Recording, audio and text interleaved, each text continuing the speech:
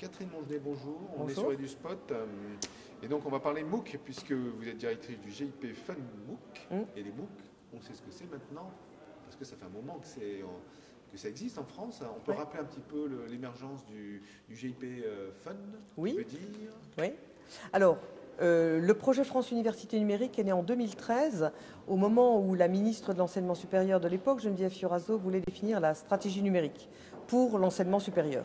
Dans cette stratégie numérique, tout un ensemble d'actions, avec une série d'actions focalisées autour de l'évolution des formations et la place du numérique dans l'apprentissage et la formation, et parmi ces actions, une action autour des MOOC. Et donc, dans la stratégie numérique qui a été finalisée à l'été 2013, il y avait une action autour de la création d'une plateforme de MOOC pour les établissements d'enseignement supérieur français. Et cette plateforme, donc la ministre a validé le projet, on l'a lancé en juillet 2013, la plateforme est sortie en octobre 2013. Quand elle est sortie, elle avait d'ores et déjà 25 MOOC des 10 premiers établissements pionniers. Aujourd'hui, on a presque 400 MOOC sur la plateforme qui ont été joués 780 fois, puisque un MOOC est un cours, donc un cours va être joué à un semestre, puis l'année suivante, voire même le semestre suivant. Donc il y a une régularité dans l'animation du MOOC. Et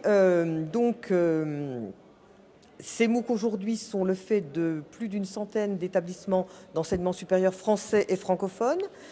On a sur ces MOOC quasiment 4 millions d'inscriptions depuis le lancement de la plateforme, et tout ça, c'est le fait de plus d'1,4 million personnes différentes qui viennent de très nombreux pays dans le monde, évidemment principalement des pays francophones.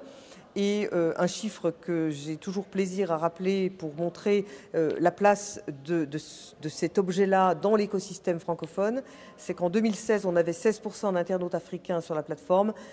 Fin 2017, on en avait quasiment 18%. Donc un fort intérêt, évidemment, de ces cours dans le champ de la francophonie.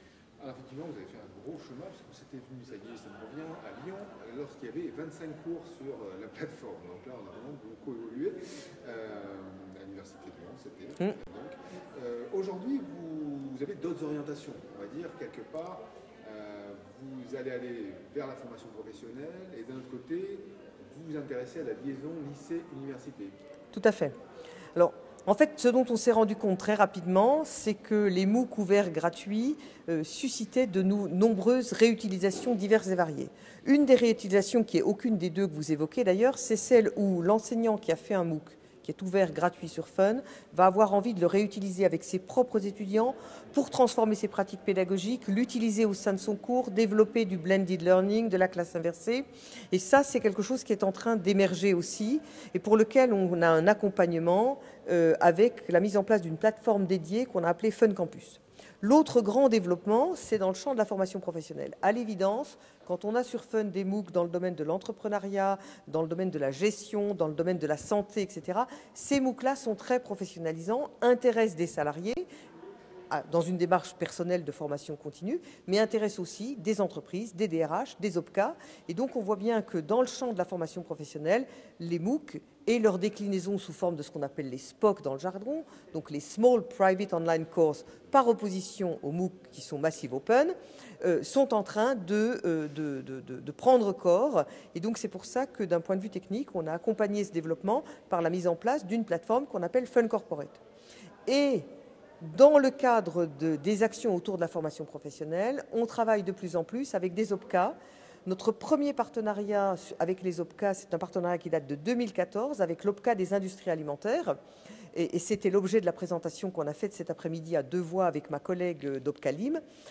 Ça a consisté à aider cet OPCA à comprendre les enjeux de la digitalisation de leur offre de formation et à les aider à identifier un besoin, à utiliser le réseau Fun, puisque derrière Fun se cachent quasiment 200 établissements d'enseignement supérieur qui ont démontré sur Fun qu'ils ont des experts et qu'ils savent produire avec des experts académiques, universitaires et avec des équipes qui produisent des contenus de qualité.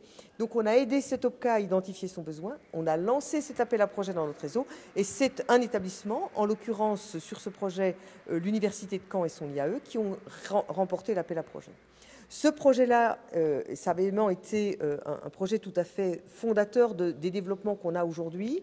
Il a été financé par la Direct Île-de-France et la Direct était vraiment très satisfaite du résultat de ce projet en termes de capacité à transformer les choses.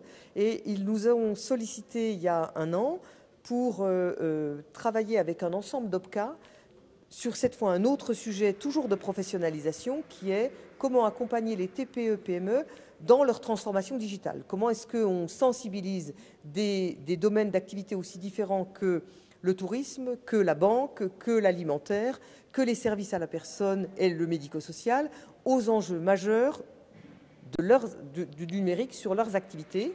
Et donc, on a opéré de la même manière et on a aujourd'hui toute une série de SPOC, pour tout dire 6 SPOC, qui sont construits dans le cadre de ce partenariat, toujours avec un financement de la Direct, et qui sont portés par 2 établissements cette fois-ci, qui sont d'une part le CNAM et d'autre part l'Université de Lyon 3.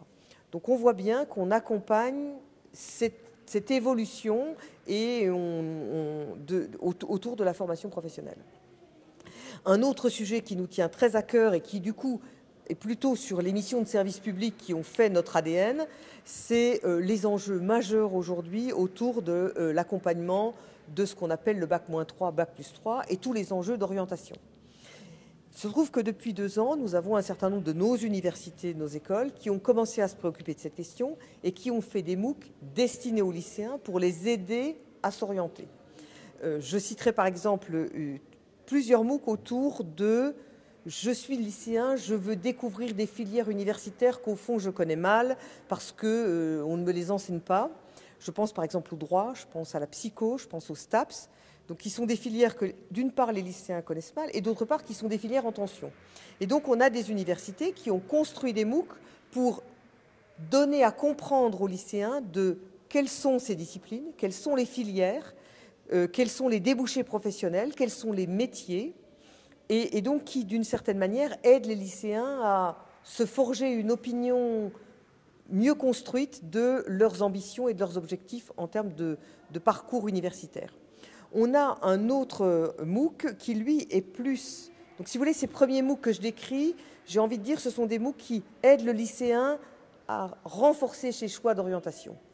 Une fois que le lycéen est prêt et qu'il veut construire sa candidature, on a un MOOC qui a beaucoup de succès, qui est fait par l'université Paris-Descartes et plus particulièrement par son IUT, qui est un MOOC autour de comment faire un dossier pour rentrer en IUT. Et on sait bien que dans les filières sélectives, l'égalité des chances n'est pas au rendez-vous parce que les jeunes qui n'ont pas la chance d'être dans des milieux socio-professionnels qui vont véritablement les aider à construire des dossiers, ce MOOC, il répond à ces questions. Comment faire un bon dossier? Qu'est-ce que c'est qu'un bon dossier? Qu'est-ce qu'il faut mettre en valeur dans son CV? Comment on fait une lettre de motivation? Comment ce dossier va être analysé, etc. Et puis on a un troisième type de MOOC qui, lui, est plutôt destiné aux élèves qui ont décidé de ce qu'ils veulent faire et à qui on va proposer de préparer leur rentrée en révisant pendant l'été, par exemple. Donc on a un MOOC autour des mathématiques, dont l'objectif est de réviser les mathématiques de terminale et que nous avons joué pendant l'été. On en a un deuxième sur les mathématiques qui va sortir pour couvrir l'intégralité du programme. Il y en a un sur la physique qui est en cours. Et on en a un autre qui est fait plutôt pour les élèves qui s'orientent vers la PACES ou pour des études de sciences, de biologie, par exemple, autour de la problématique de l'étymologie des mots en santé. Donc, comment est-ce qu'on comprend et qu'on décrypte les mots avec le vocabulaire. Et donc, ces MOOC-là, nous, notre objectif en tant que France Université Numérique, c'est de les mettre en valeur, de leur donner un maximum de visibilité et de faire en sorte que les élèves, leurs professeurs, leurs établissements s'en emparent. Et donc, cette année, ce que nous avons fait de plus que l'année dernière, c'est que nous avons lancé en partenariat avec l'ONICEP, dans quelques lycées, une expérimentation où on a accompagné en présentiel des ateliers pour que les élèves, leurs profs et la communauté éducative plus largement s'emparent de ces MOOC. Donc on a fait une expérimentation qui a touché une toute petite centaine d'élèves, même pas, qui nous paraît vraiment très prometteuse. Parce que le résultat de tout cela, ce sont des élèves qui nous disent je ne savais pas ce que c'était, mais vraiment j'ai appris beaucoup de choses. J'avais une idée d'orientation et là j'ai découvert que ce métier-là, je pense à une élève qui dit dans une vidéo, je voulais être huissière et j'ai compris en voyant une vidéo d'un huissier que ce n'était pas fait pour moi. On a des élèves qui nous disent « je suis vraiment contente d'avoir pu suivre et pu approprier cet outil qu'est le MOOC parce que j'ai bien compris que j'ai dans un seul endroit des réponses à plein de questions. Si je n'avais pas eu ces questions structurées dans un scénario pédagogique, j'aurais dû aller les chercher partout et ça m'aurait pris beaucoup de temps. Et puis d'autre part, je suis vraiment contente parce que ces MOOC-là, ils sont faits par des universités. Donc je sais que l'information qu'on m'apporte, elle est juste, elle est fiable. Donc tout ça, c'est vraiment des éléments extrêmement prometteurs pour nous. Et puis quand on interroge les profs qui ont joué le jeu de l'expérimentation, ils sont très positifs en disant les élèves ont appris des choses, ils en savent beaucoup plus après l'atelier qu'avant. C'est un outil qui nous aide beaucoup parce que ce MOOC a dit des choses à nos élèves, a appris des choses à nos élèves que nous, profs principaux de lycée, on n'était pas forcément en capacité de leur dire. Et par ailleurs, le dispositif qu'est le MOOC, dans lequel on marie à la fois de la vidéo, de l'interactivité, etc., c'est un dispositif qui plaît à nos élèves parce que ça répond, disons, à leur façon de travailler et leur façon d'appréhender le numérique aujourd'hui, y compris dans leur vie quotidienne. Donc vous voyez, France Université Numérique, FUN, c'est vraiment...